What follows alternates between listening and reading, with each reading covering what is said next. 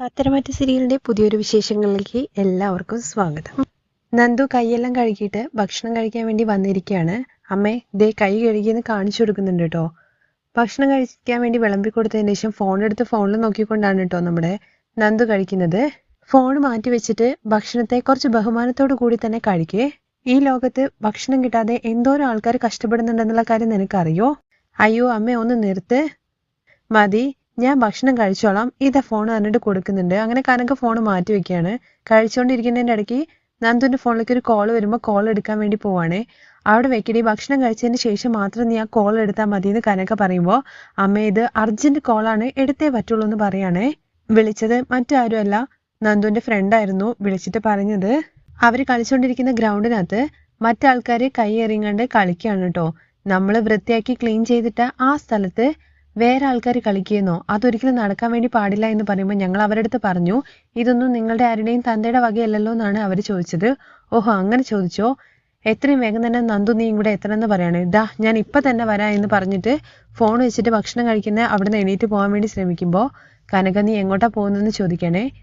എനിക്ക് പ്രധാനപ്പെട്ട ഒരു സ്ഥലത്തേക്ക് പോകണം എന്ന് പറയാണ്. സംസാരത്തിലൂടെ എന്തോ അടിയുടെ കാര്യമാണെന്നുള്ള കാര്യം കനകയ്ക്ക് മനസ്സിലായതുകൊണ്ട് തന്നെ നന്ദുവിൻ്റെ അടുത്ത് പോകണ്ട എന്നും, ഭക്ഷണം കഴിക്കുന്നിടന്ന് എണീറ്റിട്ടല്ലേ നീ പോകാൻ വേണ്ടി നോക്കുന്നത്, എനിക്ക് അമ്മയെ പോയേ പറ്റുള്ളൂ എന്ന് പറയുമ്പോൾ ഓഹോ നീ അത്രയ്ക്കായോ, നീ ഇവിടുന്ന് ഒരു അടി അനങ്ങി കഴിഞ്ഞ് കഴിഞ്ഞാൽ നിന്റെ മുട്ടുകാലം ഞാൻ തല്ലി ഓടിക്കുന്നു പറയാണേ. അമ്മ എന്തിനാ എന്നെ ഇങ്ങനെ എല്ലാ കാര്യത്തിലും തടയുന്നതെന്നൊക്കെ നന്ദു ചോദിക്കുന്ന സമയത്ത് പിന്നെ ഞാൻ എന്താ ചെയ്യേണ്ടത്, നീ ഒരു പെണ്ണാണെന്നുള്ള കാര്യം നിനക്ക് ഓർമ്മ വേണം, വാടി ഇങ്ങോട്ടെന്ന് പറഞ്ഞിട്ട് വലിച്ചോണ്ട് പോയിട്ട് കൊണ്ടുപോയിട്ട് ഒരു റൂമിൽ ഇട്ടിട്ട് പൂട്ടാണ് കേട്ടോ ചെയ്യുന്നത്. നന്ദു ഉള്ളെന്ന് അമ്മ തുറക്ക് എന്ന് പറഞ്ഞിട്ട് വാതിലിനൊക്കെ മുട്ടുന്നുണ്ട്, പക്ഷെ കനക തുറക്കുന്നില്ലേ. അത് കഴിഞ്ഞ് ഗോവിന്ദൻ ചോദിക്കുന്നുണ്ട് നീ എന്തൊക്കെയായി ചെയ്യുന്നതെന്ന്. നിങ്ങൾക്ക് അവള് പോലീസ് സ്റ്റേഷനിൽ പോയ കാര്യം നിങ്ങൾക്ക് ഓർമ്മയില്ലേ? അന്ന് ആ അനി അവൻ വന്ന് കാല് പിടിച്ചതുകൊണ്ട് മാത്രമാണ് രക്ഷപ്പെട്ടത്. ഇനിയും അങ്ങനെ ഒരു സീനിൽ അവളെ കാണണോ, നമുക്ക് ആരെ രക്ഷയായിട്ട് വരുന്നതാണ്. അവള് കുറച്ചു കാലം അവിടെ കിടക്കട്ടെ, മതിയാവുമ്പോൾ അവള് മുട്ടുന്നത് നിർത്തിക്കോളെന്ന് പറയാണ് കേട്ടോ. തുടർന്ന് നമ്മുടെ അനന്തപുരിയിലാണെന്നുണ്ടെങ്കിൽ ആദർശ് വളരെ സ്നേഹത്തോടു കൂടി തന്നെ നയനയുടെ കഴുത്തില് മാലയൊക്കെ അണിയിച്ചു കൊടുക്കുകയാണ്. അത് കാണുമ്പോൾ മുത്തശ്ശന് ഭയങ്കരമായിട്ട് സന്തോഷമുണ്ട്. അത് കഴിഞ്ഞ് നമ്മുടെ മുത്തശ്ശൻ പറയുന്നുണ്ട്, ആദർശേ എനിക്ക് നിന്നോടൊരു കാര്യം പറയാനുണ്ടെന്നും എൻ്റെ ഒരു ചെറിയൊരു ആഗ്രഹം സാധിച്ചു തരണമെന്ന് പറയുമ്പോൾ ആദർശ് ഇങ്ങനെ നോക്കുകയാണേ. അതിനിടയ്ക്ക് ജയൻ ചോദിക്കുന്നുണ്ട്, അച്ഛനെന്തിനാ ഇങ്ങനെയൊക്കെ ചോദിക്കുന്നത്, അച്ഛൻ എന്ത് വേണമെങ്കിലും ആദർശിനോട് പറഞ്ഞൂടെ, അവൻ അത് അപ്പാടെ തന്നെ സാധിച്ചു തരുമെന്ന് പറയാണ് കേട്ടോ. അതിൻ്റെ ഇടയ്ക്ക് അല്ലേ ആദർശ് എന്ന് ചോദിക്കുമ്പോൾ അതെ മുത്തശ്ശ എന്താ കാര്യം എന്ന് ചോദിക്കുകയാണേ. നീ വളരെ സന്തോഷത്തോടു കൂടി തന്നെ നയന മോൾക്ക് ആഭരണങ്ങളൊക്കെ ഇട്ട് കൊടുത്തു, അതിലെല്ലാം ഞങ്ങൾ എല്ലാവരും ഇവിടെ സന്തോഷിച്ചുകൊണ്ടിരിക്കുകയാണ്. അതിൻ്റെ കൂടെ ഒരു ചെറിയ സന്തോഷം കൂടി ഞങ്ങൾ ആഗ്രഹിക്കുന്നുണ്ട്. 3 മാസത്തിനുള്ളിൽ നയന മോള് ഒരു വിശേഷം അറിയിക്കണമെന്ന് പറയാണ് കേട്ടോ. ഇത് കേൾക്കുമ്പോൾ ആദർശ് ഞെട്ടുന്നുണ്ട്. ഇതൊന്നും കേട്ടിട്ട് നമ്മുടെ ദേവ്യാനിക്ക് ഒട്ടും സഹിക്കുന്നില്ല കേട്ടോ. കാരണം നയനയെ എല്ലാവരും പൊക്കുവാണ്, അതിൻ്റെ കൂടെ തന്നെ ആദർശ് എല്ലാത്തിനും സപ്പോർട്ട് ചെയ്യുന്നുണ്ട്.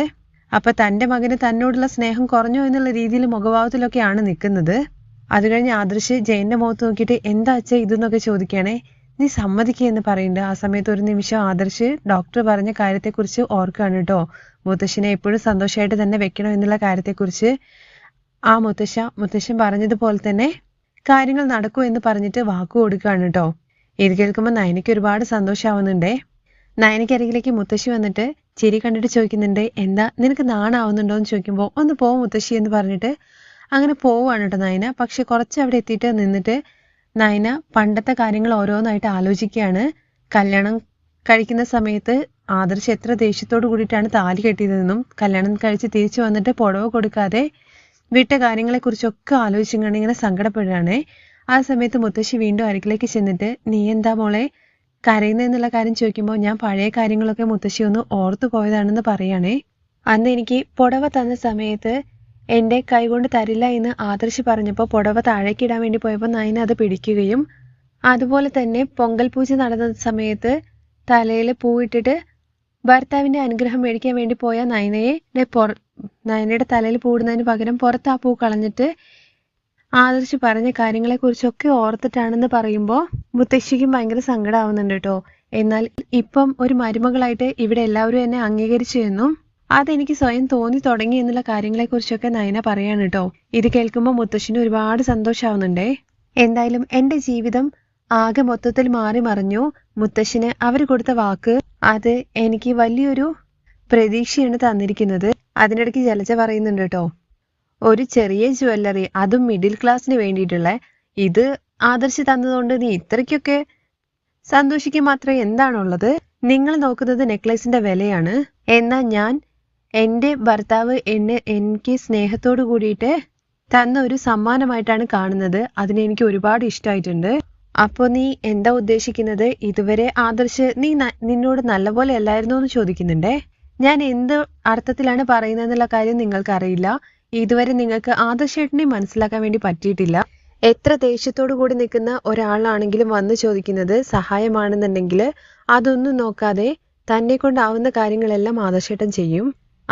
ആര് സഹായം ചോദിച്ചു വന്നു കഴിഞ്ഞാലും അവർക്ക് വേണ്ടിയിട്ട് എന്തും ചെയ്യാൻ വേണ്ടി നിൽക്കുന്ന ഒരാളാണ് ആദർശേട്ടൻ. അതൊക്കെ അവരുടെ ഗുണങ്ങളാണ്. സ്വപ്നവും വിശ്വാസവും എത്ര വ്യത്യാസമുണ്ടെന്നുള്ള കാര്യം നിങ്ങൾക്കറിയോ? ഇന്ന് അവരെന്റെ കഴുത്തിൽ നെക്ലേസ് ഇട്ടപ്പോൾ അവർ വെച്ചിരിക്കുന്ന വിശ്വാസം എത്രയാണെന്നുള്ള കാര്യം അറിയോ? എപ്പോഴും ഇവിടെയുള്ള ആൾക്കാരെ എന്നെ ഈ കുടുംബത്തിലെ മരുമകളല്ല, ഈ വീട്ടിലെ ആരുമല്ല എന്നൊക്കെ ആക്ഷേപിക്കുമ്പോഴും ഇന്ന് ഈ വീട്ടിലെ മരുമകളാണെന്നുള്ള സത്യം എനിക്ക് മനസ്സിലായി. ഇത് എൻ്റെ വീടാണെന്നുള്ള വിശ്വാസവും എനിക്ക് വന്നു. ഇതെല്ലാം നയന പറയുന്നത് കേട്ടിട്ട് നിന്നെ ഒരു കുട്ടി എന്നല്ലാണ്ട് വേറെ എന്താ പറയേണ്ടത്?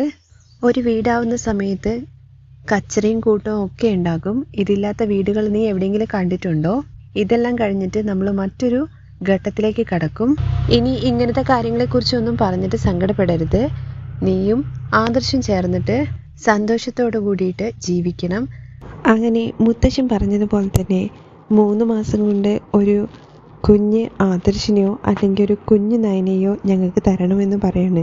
തരില്ലേന്ന് ചോദിക്കുമ്പോൾ തരുമെന്നുള്ള ഒരു ചിരിയോടുകൂടി നിൽക്കുന്ന നയനയെ കാണിച്ചുകൊണ്ടാണ് കേട്ടോ മറ്റൊരു എപ്പിസോഡ് അവസാനിക്കുന്നത്.